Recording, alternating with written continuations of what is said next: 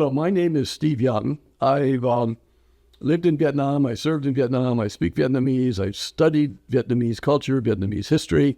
I've been involved in the politics, the history of Vietnam during the Vietnam War and afterwards. And I'm very honored to be asked to give a couple of talks about who are the Vietnamese and what is their history and what happened in Vietnam and why did so many Vietnamese come to America as refugees. So the first thing is I've written several books. One is fairly recently a book called Kissinger's Betrayal.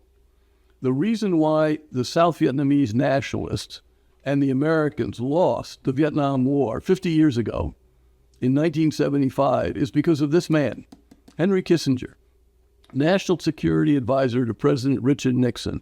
He betrayed the South Vietnamese nationalists, and he never told Nixon, and he never had permission to do it. And he came up with a Paris Peace Agreement, which for political reasons in the United States, the pressure of the anti-war movement, Nixon sort of had to sign.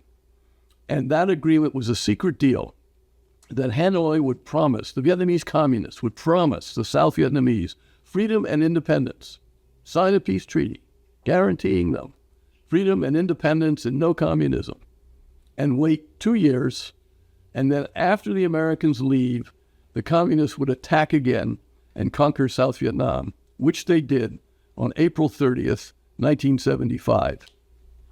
I also have a Vietnamese translation of the same book. So for Vietnamese who would prefer to read it in Vietnamese, there's this book.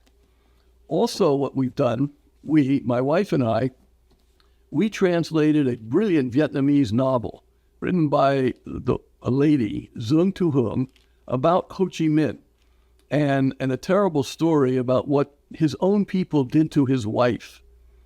And they killed her. She had 2 children by Ho Chi Minh, and they killed her.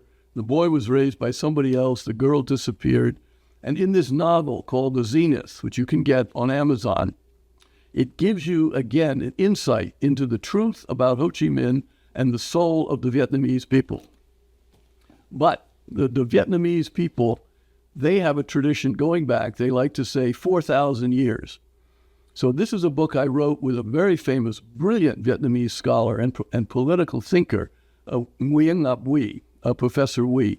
And we look at a tradition of human rights, of believing in the individual. In American terms, it's believing in free government, free economy, free culture, free education. And this is something the Vietnamese have believed in for thousands of years. That's why they oppose the communists. When I served in Vietnam, I worked in a program called CORDS, an American program, which was designed to work very closely with the South Vietnamese government to decentralize power down to villages. The 2,200 villages in Vietnam where the communist guerrillas were activating, trying to dominate the people. And then from the villages, they would attack the towns. But if you could get to the villages and push the guerrillas back into the jungles and the mountains, you win the war. We did this by making each village autonomous and self-sufficient. The phrase was "Tu luk tu cuong, tu tup, tu phom, tu tri." Self-strength, self-reliance, self-government, self-development, self-defense. And it worked. By 1972, the communist guerrilla movement, the Viet Cong, the NLF, had been defeated. So that's a bit of my background, and I hope to be able to share with you some of my feelings and thoughts from years of listening to Vietnamese.